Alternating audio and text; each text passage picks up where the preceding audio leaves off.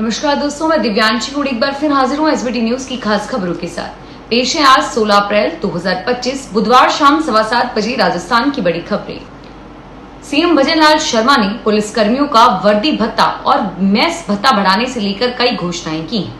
Police स्थापना दिवस के मौके पर राजस्थान पुलिस अकादमी में हुए राज्य स्तरीय कार्यक्रम के दौरान सीएम ने पुलिस कर्मियों का वर्दी भत्ता 7,000 से बढ़ाकर 8,000 रूपए करने की घोषणा की। कांस्टेबल से इंस्पेक्टर स्तर तक पुलिस वालों का मेस भत्ता 2,400 रूपए से बढ़ाकर 2,700 रूपए किया जाएगा। पुलिस कांस्टेबल से लेकर इंस्पेक्टर स्तर तक के पुलिसकर्मी अब रोडवेज की सेमी डिलक्स बसों में भी फ्री यात्रा कर सकेंगे। अब तक रोडवेज की एक्सप्रेस सेवा की बसों में ही वे फ्री की यात्रा सुविधा करते थे। सीएम भजनलाल शर्मा ने जेल कर्मी, होमगार्ड, नर्सिंग कर्मियों, पैरामेडिकल स्टाफ, वन कर्मियों और चतुर्थ श्रेणी कर्मचारियों के भत्तों में बढ़ोतरी करने के भी संकेत दिए हैं। महादेव बैटिंग ऐप मामले में छत्तीसगढ़ से आईईडी की टीम ने बुधवार को जयपुर के सोडाला इलाके में दबिश दी। टीम ने एप्पल रेजिडेंसी में ड्राई फ्रूट व्यापारी भरत धादीज के यहां तलाशी कर रही है। टीम के साथ सुरक्षा बल भी तैनात रहा।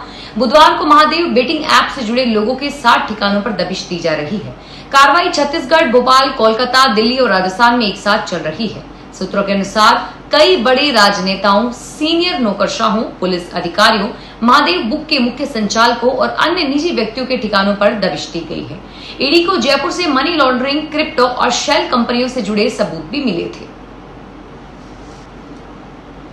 वाहन चालकों के लिए अब हाईवे पर टोल देने का तरीका बदलने जा रहा है। नए नियम के अनुसार 1 मई 2025 से फास्टैग सिस्टम बंद हो जाएगा।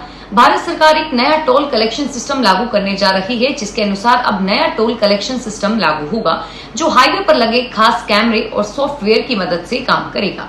जानकारी के अनुसार भारत सरकार अब एनपीआर आधारित टोलिंग सिस्टम लागू करने की तैयारी में है। इसका मतलब है कि अब आपकी गाड़ी पर लगे नंबर प्लेट को कैमरे स्कैन करेंगे और उसी आधार पर टोल चार्ज कर लिया जाएगा। इसकी पेमेंट सीधे आपके बैंक अकाउंट से कट जाएगी। राजस्थान के शिक्षा क्षेत्र में विद्यार्थियों के हित में एक ऐतिहासिक कदम उठाते हुए राज्य के शिक्षा एवं पंचायती राज मंत्री मदन दिलावर के निर्देश पर माध्यमिक शिक्षा बोर्ड अजमेर ने इस वर्ष से बोर्ड परीक्षाओं में गणित विषय में रीटोटलिंग के साथ रीचेकिंग की नई व्यवस्था लागू की है। यह व्यवस्था शिक्षा प्रणाली में पारदर्शिता एवं निष्पक्षता की दिशा में एक सराहनीय पहल मानी जा रही है। माध्यमिक शिक्षा बोर्ड द्वारा जारी आदेश के अनुसार बोर्ड परीक्षाओं में गणित विषय में इस व्यवस्था को पायलट प्रोजेक्ट के रूप में लागू किया गया है। अब छात्र केवल अंक पुनर्गणना ही नहीं बल्कि उत्तर पुस्तिका में उत्तरों के मूल्यांकन की पुनः जांच भी करवा सकेंगे। राजस्थान सरकार ने पिछली कांग्रेस सरकार की सभी 33 योजनाओं को फ्लैगशिप कार्यक्रम से बाहर कर दिया है। इसमें पेंशन योजनाएं, देवनारायण छात्रा स्कूटी योजना, विदेशों में प्रतिभावान विद्यार्थियों को पढ़ाने की स्कॉलरशिप फॉर एकेडमिक एक्सीलेंस जैसी महत्वपूर्ण योजनाएं इसमें शामिल हैं। गहलोत सरकार की एक भी योजना को मौजूदा सरकार ने फ्लैगशिप की कैटेगरी में नहीं रखा है। बीजेपी सरकार ने गहलोत राज की योजनाओं की जगह खुद की 26 योजनाओं को फ्लैगशिप कार्यक्रम में शामिल करके इन पर फोकस करने का फैसला किया है। फ्लैगशिप प्रोग्राम से बाहर हुई योजनाओं की सीएम स्तर पर उस तरह मॉनिटरिंग नहीं होगी जिस तरह पहले हुआ करती थी। राजस्थान के 2,500 दिव्यांग युवाओं को निःशुल्क स्कूटी देने के लिए ऑनलाइन आवेदन मांगे जा रहे हैं। सरकार ने युवाओं को स्कूटी देने के लिए बजट में घोषणा की थी और इसके तहत ऐसे विशेष योग्य जन जो या तो किसी सरकारी या मान्यता प्राप्त कॉलेज में नियमित रूप से पढ़ रहे हैं या फिर किसी तरह के रोजगार से जुड़े हुए हैं, वे चलने फिरने में असमर्थ हैं, तो इस योजना में पात्र माने जाएंगे। सामाजिक न्याय व अधिकारिता विभाग के संयुक्त निदेशक अनिल व्यास ने बताया कि इस योजना के लिए आवेदन की प्रक्रिया पूरी तरह से ऑनलाइन रहेगी।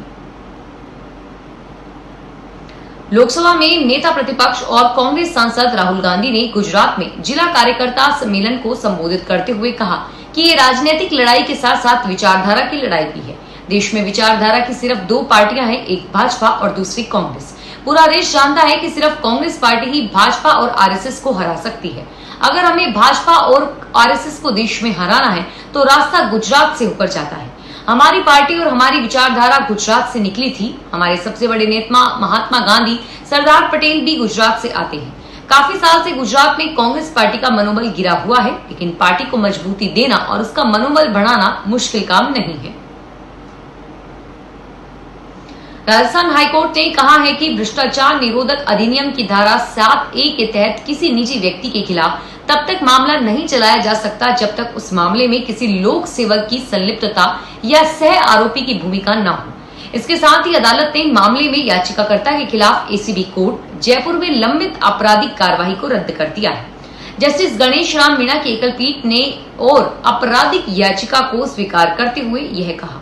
अदालत ने अपने आदेश में कहा कि एसीबी प्रकरण में तत्कालीन भरतपुर रेंज डीआईजी लक्ष्मण गोड की संलिप्तता से इनकार करते हुए एफआईआर पेश कर चुके हैं और वही प्रकरण में याचिकाकर्ता निजी व्यक्ति के अलावा अन्य कोई लोक सेवक शामिल नहीं है। ऐसे में केवल एक निजी व्यक्ति के खिलाफ धारा 7A के तहत मुकदमा नहीं चलाया जा सकता। राजस्थान सरकार यातायात नियमों का उल्लंघन करने वालों पर सख्त है। वह ऐसा कोई मौका उन्हें नहीं देना चाहती कि वे तकनीक को आधार बनाकर कोई दलील दे सके। लिहाजा व्यवस्था की गई है कि अब सभी चालान ऑनलाइन होंगे। वाहन मालिकों का चालान का मैसेज मोबाइल पर मिलेगा। अकेले बीकानेर में यातायात पुलिस रोजाना 400 से अधिक चालान बनाती है, जिसमें 100 से 125 ऑफलाइन होते हैं। नई व्यवस्था के तहत अब ऑफलाइन चालान को भी ऑनलाइन करना होगा। सवाई माधोपुर और दौसा जिले में पेयजल आपूर्ति की दृष्टि से महत्वपूर्ण इसरदा बांध का निर्माण कार्य मिशन मोड पर किया जा रहा है। बांध के निर्माण का 90% कार्य पूरा हो चुका है। बांध के पिलर्स व गेटों का कार्य पूरा हो चुका है। मिट्टी के बांध का आंशिक कार्य शेष है। जल संसाधन विभाग द्वारा निर्माण कार्य पूरा करने में जुटा है। इसके आगामी मानसून के दौरान बांध में जल संग्रहित किया जा सकेगा। इसके बाद दौसा के 1049 गांव व 5 शहरों में बोली तथा 170 गांवों के एक शहर में पेयजल की सुचारू आपूर्ति हो सकेगी। सीकर संभाग में नीम का थाना जिला बहाली की मांग को लेकर अभिभाषक संघ सीकर के अधिवक्ताओं ने सीकर जिला कलेक्ट्रेट में विरोध प्रदर्शन किया। वकीलों ने कलेक्ट्रेट में राज्य सरकार के खिलाफ जमकर नारेबाजी की और सीकर संभाग और नीम का थाना जिला बहाल करने की मांग की। नरेश बुकर ने कहा कि 19 अप्रैल को सीएम भजनलाल शर्मा सीकर जिले के दौरे पर आएंगे। ऐसे में वकीलों की मांग है कि सीएम से मिलने के लिए वकीलों को समय दिया जाए। अगर प्रशासन ने वकीलों को समय नहीं दिया तो वकील सीएम को काले झंडे दिखाकर विरोध प्रदर्शन करेंगे और कोर्ट रोड पूरी तरह से जाम कर देंगे। राजस्थान परमाणु विद्युत परियोजना में देश के तीसरे स्वदेशी 700 मेगावाट के परमाणु रिएक्टर ने व्यावसायिक उत्पादन शुरू कर दिया है। अभी इकाई 50% क्षमता 320 मेगावाट प्रचालन कर रही है। इकाई ने व्यावसायिक उत्पादन शुरू किया तो नियंत्रण कक्ष में मौजूद अधिकारियों में खुशी की लहर दौड़ाई। इस अवसर पर राजस्थान परमाणु बिजली घर के कार्यवाहक स्थल निर्देशक डी सब्बा राव ने बताया कि देश के तीसरे स्वदेशी 700 मेगावाट परमाणु रिएक्टर की इकाई 7 से वाणिज्यिक प्रचालन शुरू हुआ है। नाभिकीय ऊर्जा निगम परमाणु ऊर्जा विभाग के लिए गर्व का क्षण है। 30 अप्रैल से केदारनाथ, बद्रीनाथ, गंगोत्री और यमुनोत्री की यात्रा शुरू होने जा रही है और इस बार लोगों ने दर्शनों के लिए रिकॉर्ड तोड़ रजिस्ट्रेशन कराए हैं। चारधाम यात्रा के सभी तीर्थ स्थल हिमालय क्षेत्र में है और इन स्थलों पर यात्रीगण अत्यधिक ठंड, कम आर्द्रता, अत्यधिक अल्ट्रावायलेट रेडिएशन, कम हवा का दबाव और कम ऑक्सीजन की मात्रा जैसी बातों का ध्यान रखते हैं। इसलिए समय समय पर तीर्थयात्रियों के सुगम व सुरक्षित यात्रा हेतु दिशा निर्देश जारी किए गए हैं। गर्मी शुरू होने के साथ ही कोटा शहर में पानी को लेकर प्रदर्शन होना शुरू हो गया है। पीने के पानी की मांग को लेकर प्रेमनगर के वासियों ने आज जेके जलदाय चौकी का घेराव किया।